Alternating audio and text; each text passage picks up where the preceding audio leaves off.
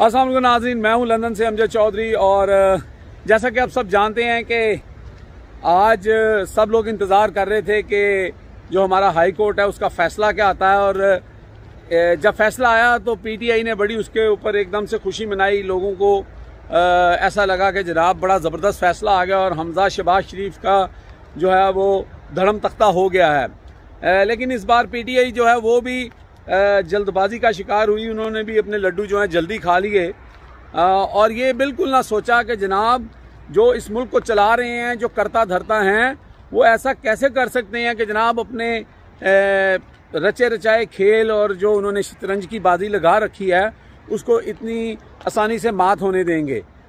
अब इसको आप जिस तरह मर्जी ले लें, आपकी अदालतें किस हद तक आज़ाद हैं, किस तरह के फैसले करती हैं। बात यह है कि मैं इसको ये तो नहीं कहूँगा कि उन्होंने गोंगलों से मट्टी झाड़ी है, लेकिन उन्होंने एक बड़ा टेक्निकल सा फैसला देने की कोशिश की कि जिसमें लोगों को, जैसे इमरान खान साहब ने आगे बाद में बताया भी है कि ये कन्फ्यूजन जो है ये दूर होनी चाहिए। और इसके लिए वो सुप्रीम कोर्ट में भी जा रहे हैं और बता रहे हैं कि जैसे कन्फ्यूज़ किया गया कि एक तरफ कह दिया गया कि ये इलेक्शन जो हैं ये हुए थे, ये कलादम करार दिए जाते हैं क्योंकि ये जायज़ इलेक्शन नहीं थे। लेकिन दूसरी तरफ हमजा शहबाज जो है वो अभी तक वज़ीर आला है। तो बल्कि अभी थोड़ी देर पहले जो हमारा दुनिया न्यूज़ है उसके ऊपर कामरान शाहिद के प्रोग्राम का जो आखिरी बिट थी उसके अंदर उन्होंने एक जर्नलिस्ट को वहाँ पे मुकामी होटल में भेजा हुआ था जहाँ पे हमजा शहबाज ने अपने तमाम जो उनके MNAs हैं उनको जो है वो MPAs उनको वहाँ पे रखा हुआ है और बताया जा रहा है कि वहाँ पे IB वाले ड्यूटी पे हैं, पुलिस वाले ड्यूटी पे हैं। तो पूरे उनके अहकामात चल रहे हैं, वो वज़ीर आला ही हैं।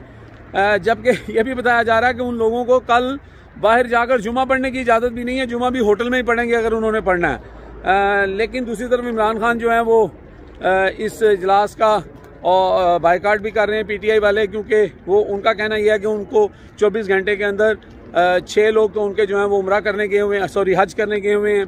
और उसके अलावा उनकी जो 5 रिज़र्व सीटें थी वो भी उनको नहीं दी जा रही। तो इसके ऊपर वो कह रहे हैं कि ये फेयर एंड फ्री इलेक्शन जो है या जो है चांस दोनों के लिए बिल्कुल नहीं है। और दूसरा उनका ये भी मानना है कि हमजा शहबाज की क़यादत के अंदर किस तरह ये जो है वो इलेक्शन फेयर हो सकते हैं, वो इन्फ्लुएंस करते हैं, वो सारा कुछ जो है वो सबके सामने है।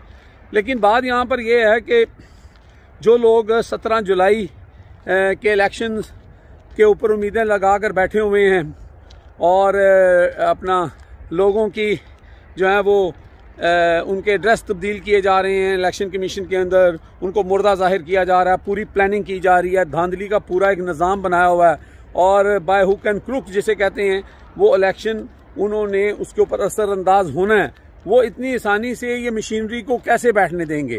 तो ये वो ब्रीक पॉइंट था जो शायद पीटीआई वाले नहीं समझे।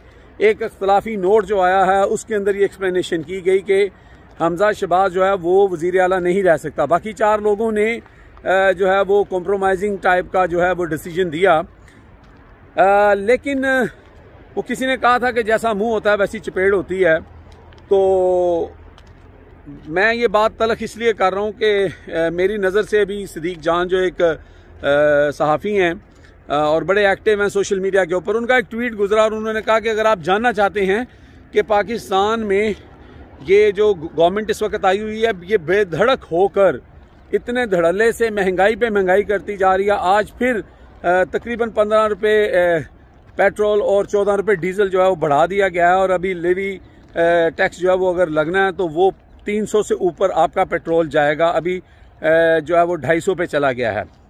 और उन्होंने कहा कि 22 करोड़ की आवाम है और बुज़दिल आवाम है और वो अपने घरों में बैठी हुई है और सड़क के ऊपर 20 से 22 हज़ार लोग भी बाहर नहीं आते अपनी मदद आपके तहत।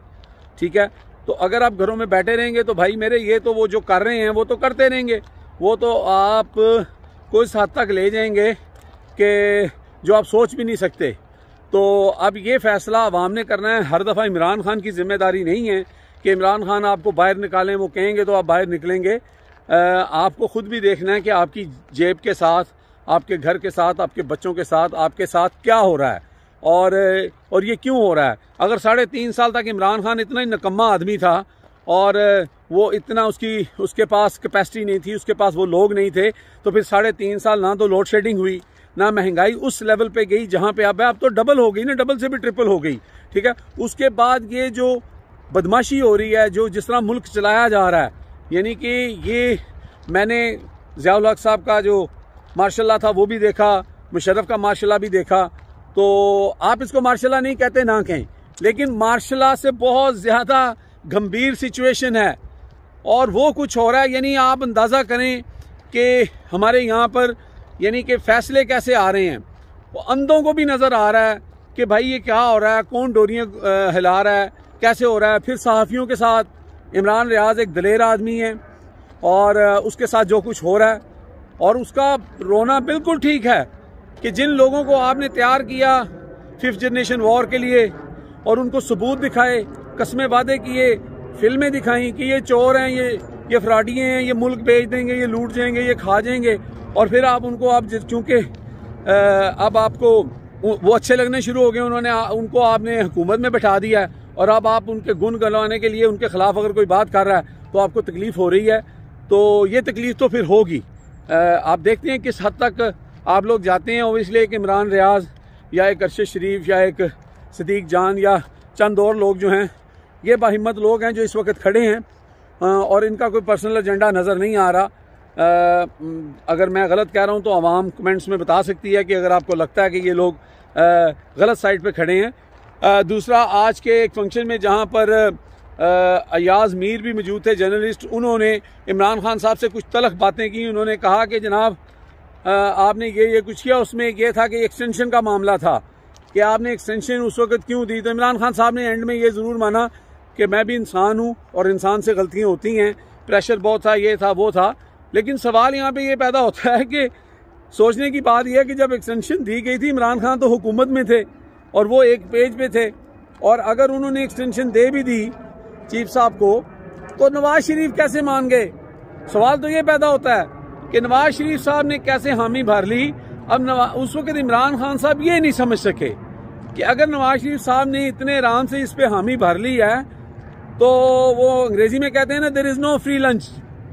यहाँ पे फ्री लंच कोई नहीं होता, कोई फ्री लंचेस नहीं होते, आपको हर चीज़ की कीमत देनी पड़ती है।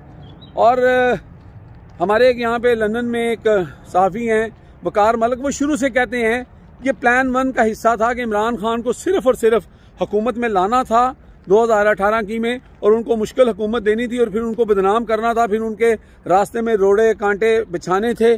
लेकिन उन तमाम चीज़ों से इमरान खान निकलते गए, और यही सबसे बड़ी मुसीबत जो है उन लोगों के लिए बनी जिन्होंने खान साहब को सिर्फ इसलिए लेके आए थे कि जनाब ये थर्ड फोर्स बन गई है, हमने सिर्फ 2 टीमों के दरमियान मैच करवाने हैं, ये तीसरी टीम हमें तंग करेगी।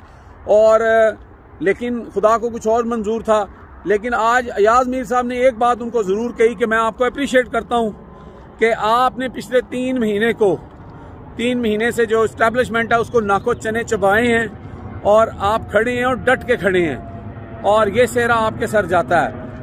अब बात यह है कि अगेन मैं आता हूँ बुज़दिल कौम के ऊपर कि अगर हमें सिर्फ इमरान खान ही बाहर निकालेगा, क्योंकि हमारी जेबों पे डाका डाला जा रहा है और महंगाई पे महंगाई की जा रही है, और दूसरी तरफ अपने शहाना खर्च को बिल्कुल कम नहीं किया जा रहा। 30 गाड़ियाँ, 40 गाड़ियों का प्रोटोकॉल होता है और हर तरह के चीज़ में आप कहीं कटौती नहीं देखेंगे, सिर्फ डायलॉग है, मैं कपड़े बेच दूंगा, मैं ये कर दूंगा, मैं वो कर दूंगा।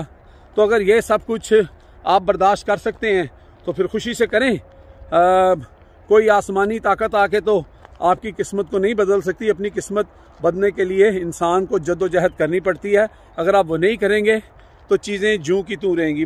और लास्टली मैं एक बात भूल गया, मैंने कहा मैं वो भी करता चलूं कि जो आपको मैं बता रहा हूं कि ये खेल कैसे रचाया गया है और इसमें बदनीति कहां पर है और कौन लोग हैं जो पीछे बैठ के जो मीडिया को किस तरह उन्होंने कंट्रोल किया हुआ है, उन्होंने जो ब्यूरोक्रेसी है उसको किस तरह कंट्रोल किया हुआ है, उसके अलावा उन्होंने जो हमारी अदालतें हैं उनको कैसे कॉम्प्रोमाइजिंग सिचुएशन में वो लाए हुए हैं।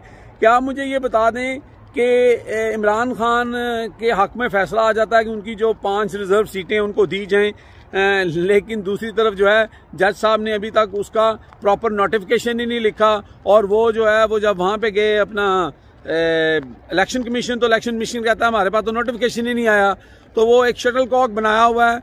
वरना आपने देखा पिछले दिनों में जब ये इलेक्शन होने थे, यही पंजाब वाले जिसमें हमजा शहबाज साहब जो है वो के होटल में जाके तो वजीर आला बन गए, उसके अंदर हाई कोर्ट के ऑर्डर जो है वो विद इन आवर जो है वो इम्प्लीमेंट हो रहे थे, ठीक है। और पीटीआई की जो अपनी सीटें हैं, जो उसका हक है, जो उसके लोग थे जिसको हाई कोर्ट ने भी तस्लीम कर लिया, वो उनको नहीं दी जा रही। तो भाई ये मिली भक्त नहीं है, ये कंट्रोल नहीं है, ये एक सिविल मार्शल नहीं है, तो फिर ये क्या है, इसको आप क्या कहेंगे? तो अगर मैं गलत कह रहा हूं तो आप मुझे साबित करें ना, मुझे इन चीजों का जवाब दें। आपने कभी ऐसा तमाशा पहले देखा था? लेकिन देर है अंधेर नहीं है। मैं उम्मीद करता हूं कि एक दिन ये कौम जागेगी और समझेगी कि इनके साथ क्या हो रहा है। हम ये नहीं कह रहे कि एक पीटीआई जो है वो उसके साथ ऐसा हो रहा है। हर उस जमात के साथ हर दौर के अंदर जब वो पावर में होती है तो इस तरह के एलिमेंट जो है वो अपनी खेल, अपना गेम करते हैं और जो है वो चीज़ों पे असरअंदाज होते हैं। इस दफ़ा ये हुआ कि वो एक मूवी थी जिसका नाम था हद कर दी आपने। इस दफ़ा तो हद ही होगी ना, यानी कि एक किस्म का जिसे कहते हैं ना कि एक तिगनी का नाच होता है, एक नंगा नाच होता है। ये नंगा नाच हो रहा है। हर बच्चे, गली मोहल्ले के बुजुर्ग, औरत, मर्द, सबको पता है कि इस वक्त क्या हो रहा है, कौन पसे पर्दा डोरियां हरा रहा है और क्या कुछ हमारे मुल्क में, यानी ऐसे सीन हमने पहले कभी नहीं देखे। अगर किसी ने देखे हैं, इससे वर्ष देखे हैं, तो मुझे ज़रूर नोटिफाई कराएं। अपना और अपने इर्द गिर्द के लोगों का ख्याल रखें। Take care. अल्लाह हाफिज़। पाकिस्तान जिंदाबाद।